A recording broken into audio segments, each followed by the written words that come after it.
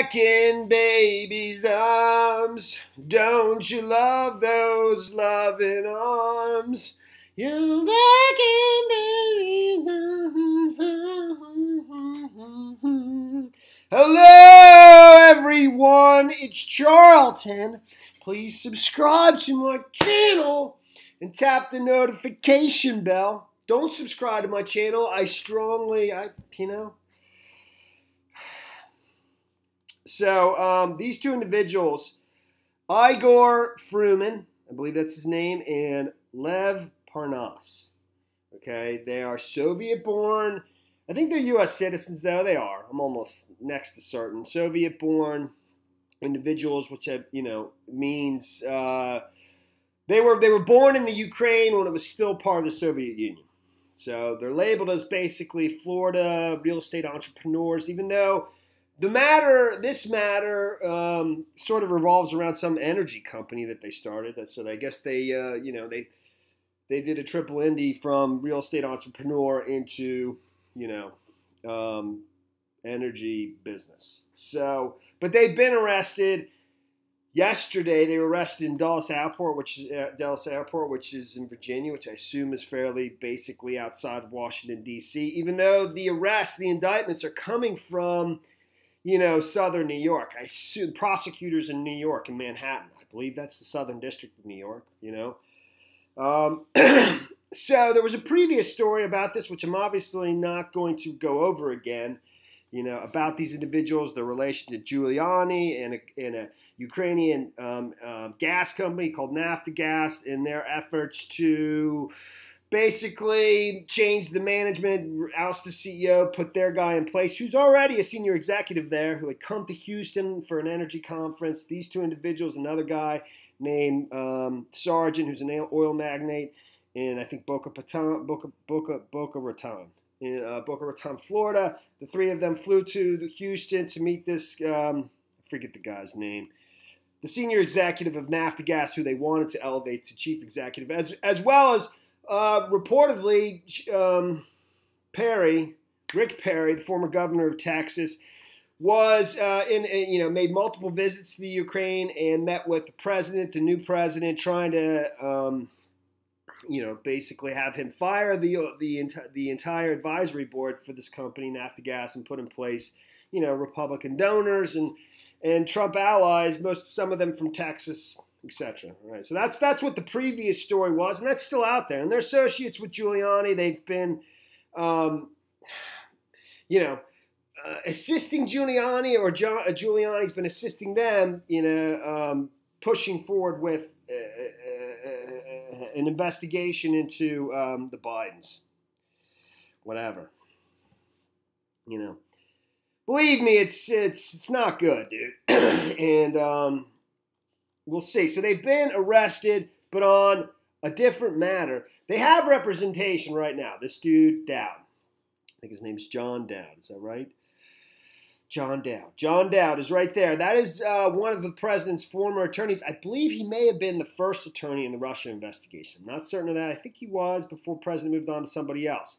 He's representing these two individuals, and he was because the three different House committees, which I don't know which ones they are. It's Intelligence and two others. One is headed by Schiff. I think another one's headed by Elijah Cummings. Another was headed by somebody else.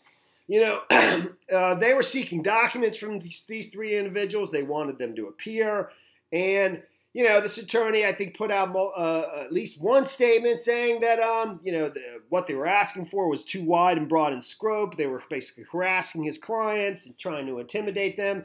And they were, I don't know if they were going to refusing to appear, but they were demanding more time, etc. But now they've been arrested on a different matter, basically something that's like, involves campaign finance reform. So I don't know if he's going to represent them on that matter too. I assume probably so. Okay, so they've been arrested. They've been in custody overnight. They were arrested Wednesday. I don't know if I said as they flew into Dulles Airport, I guess from Florida. Dulles Airport, which is in Virginia, outside of Washington. I did say that, even though the indictment's coming from Manhattan in New York. I totally said that. So they are expected to be in court today. Excuse me. And So the two associates of Rudy Giuliani connected to efforts to dig up dirt in Ukraine on Democratic presidential candidate Joe Biden were arrested Wednesday on criminal charges of violating campaign finance rules, according to spokesman for the Southern District of New York. Igor Fruman and Lev Parnas were detained in Dulles Airport outside of Washington. Are expected to appear in court in Virginia on Thursday. Investigation was conducted by federal prosecutors in New York. Parnas was Giuliani's fixer in Ukraine, introducing him to the current and former officials as far back as 2018. They gave hundreds of thousands in donations to Trump-allied super PAC, according to Miami Herald. Washington Journal first reported their arrest. Here is basically the charge right here. So it says Parnas and Fruman are charged with making illegal straw donations, including a $325,000 contribution to the group America First Action. As the Daily Beast first reported, that donation actually came from an entirely different, undisclosed company owned by Parnas. It is illegal to donate to federal political candidates in the name of another person or entity. Basically, you know, these things, these straw donations, is that what it was called? A straw donation. You know, the allegation is that they're donating in a different name or in a different company's name to basically conceal that it's coming from them, you know. So prosecutors allege a host of other smaller straw donations designed, they say, to both evade federal campaign contribution limits and conceal the actual sources of the funds. Parnas is currently facing a civil lawsuit attempting to collect more than $500,000 that he owes a jilted business partner from a years-old movie deal gone bad. And actually, there's a separate story over at the USA Today that kind of talks about that. That might have been the impetus that brought this to light, because that investor that feels that they were screwed over, you know, basically sued him because this donation became named. He found out about it, and so he found out that they had the money, you know, the $325,000 money, you know, they had the money. So he was suing him, saying that should be my money, basically. I'm totally paraphrasing there, but that's. And, there was two different company names that I'll try to read it real quick if you care about the explanation. That initially it was filed under one company's name and then it was changed to another company's name, you know. And that might even be their legal defense, you know, that they're saying, I mean, their legal defense might be that the campaign finance violation was actually just an error that they were trying to basically elude, you know, this previous lawsuit, and you know, I mean, that's not much of a defense, because that sounds like you're defrauding, you know, somebody who's suing you, so then you have to pay them, if that makes sense. Whatever. In addition to the straw donations, prosecutors say Parnas, Fruman, and their co-conspirators made donations using money provided by an unnamed foreign national who was ineligible to contribute to federal political campaigns under U.S. law. So they're also saying there's some unnamed foreign national who may have added to, may have made donations in their name.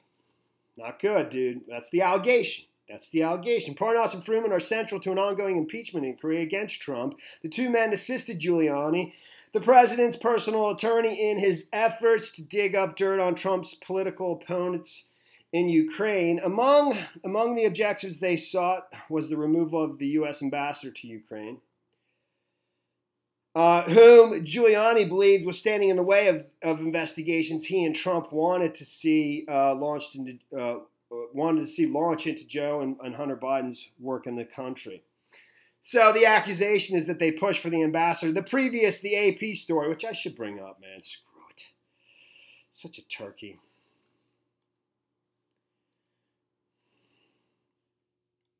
The previous AP story made a similar accusation that they basically pushed to have the ambassador pushed out of there. The premier, Yananovich, I believe her name is. And she, not long after the request was made, she was recalled back home.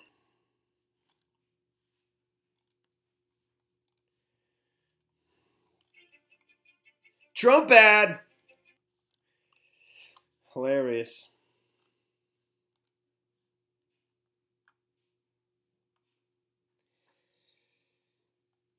So CNBC, which was pulling the stories from the AP, it's very long. I only did abbreviated video on this, and these are the businessmen.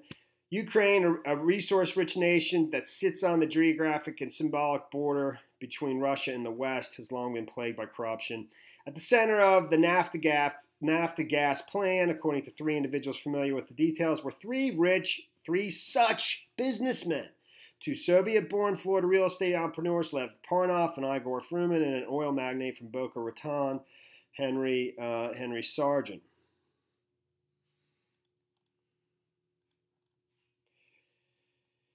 In early March, Fruman, Parnas, and Sargent were touting a plan to replace Naftagaz CEO Andriy Kovalyev with another senior executive at the company, Andrew Favorov, according to two individuals who spoke to the AP, as well as a memorandum about the meeting that was later submitted to the U.S. Embassy in Kyiv. Going back to the Obama administration, the three approached Favorov with the idea while the Ukrainian executive was attending an energy industry conference in Texas. Parnov and Fruman told him they had flown in from Florida on a private jet to recruit him to be their partner in a new venture to export up to 100 tanker shipments a year of U.S. liquefied gas to the Ukraine, where Naftagaz is the largest distributor, according to two people briefed.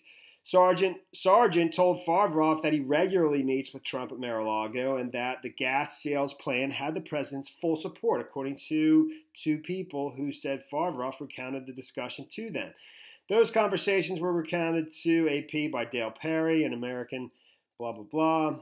A second person who wrote on a condition of anonymity also confirmed that to AP that Favorov had recounted the details of the Houston meeting to him. According to Dale Perry and other persons, Favorov said Parnas told him Trump planned to remove U.S. Ambassador Marie Yovanovitch and replace her with someone more open to aiding their business interests. That's what I was looking for. That's why I came all the way over here, was for that. So, according to Dale Perry, one of the persons that the AP spoke to, an American who was a former business partner of Favorov, Parnas told him Trump planned to remove U.S. Ambassador Marie Yovanovitch and replace her with someone more open to aiding their business interests. Dale Perry told AP that he was so concerned about the efforts to change the management of Naftagaz and to get rid of Yovanovitch that he reported what he had heard to Surya Jayanti, a State Department Foreign Service officer stationed in the U.S. Embassy in Kiev. I don't know if there's a difference between Kiev, K-Y-I-V, and K-I-E-V, but whatever, who focuses on the energy industry. That person's significant right there. That's Surya Jayanti. You haven't heard anything about him, a State Department Foreign Service officer stationed at the U.S. Embassy, that this person brought it to his attention. Told the AP he was so concerned about the efforts to change the management at Naftagaz and get rid of Yovanovitch that he reported what he had heard to Surya Jayanti. Back to here. All right, so the campaign finance allegations against them are inextricably linked with that effort, with the effort to remove Biden. Or not remove Biden, to investigate Biden. Prosecutors say their extensive political contributions beginning in early 2018 were designed to curry favor with American policymakers in an effort to advance Parnas and Fruman's political and business endeavors. I can't comment at this point, Giuliani told the Daily Beast. Parnas and Fruman are expected to appear in court on Thursday. The charges on Wednesday are likely to have reverberations well beyond the president's inner circle. America First Action has been a major player in congressional elections as well. And the indictment issued on Wednesday makes reference to one of those contests. The PAC spent more than $3 million to help elected former Rep. Pete Sessions, the Republican from Texas, after he wrote a letter calling for the ambassador's firing. So I guess the implication is, he provided some help, writing a letter calling for the ambassador's firing, and then the PAC supported him with $3 million, towards his campaign. Sessions lost his 2018 election, but is running for a new seat in Congress this cycle. Isn't this the dude who had the tax, I thought, and was resigning and retiring? I'm almost positive it was. No. Wait. No, that's not him. That's Pete Sessions, but I'm thinking of somebody else from Texas. So, I mean, that's pretty much the story there, dude. That's the end.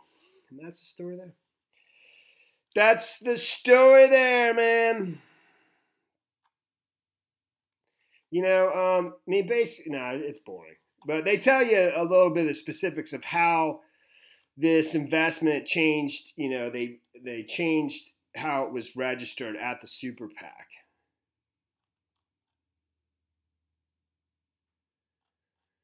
But you don't need to know about it. It's just not that interesting.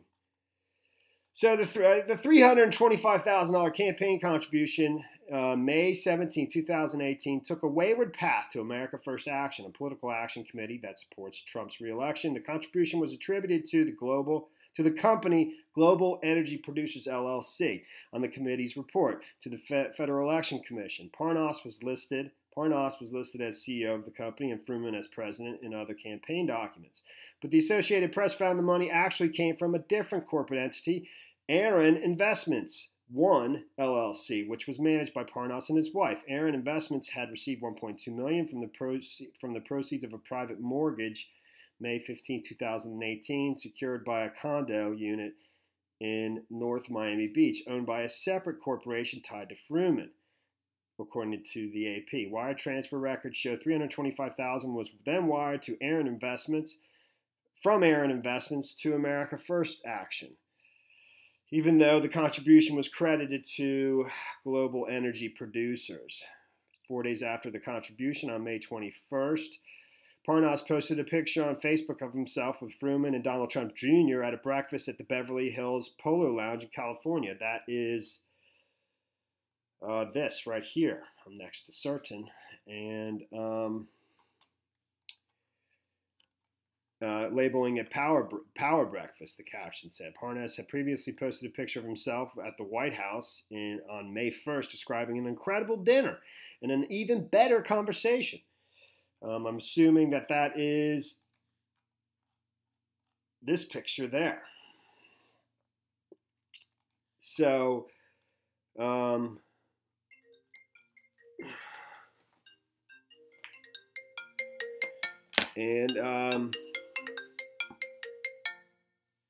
that's pretty much the story there. I got to roll. I mean, it goes into the movie, the people who feel they were screwed over in a movie deal, and they made a $350,000 loan to Parnas, something like that. And that they've basically found out about this contribution. And like I said before, they were like, well, he's got money to make contributions to this. I'm totally paraphrasing, and you just don't need it. I went into more detail than you needed to know anyways. It gets boring. That is the story there, dude. Thanks for watching my videos. Please subscribe to my channel. Give me a like down below. I'll see you in the next video. Later, man.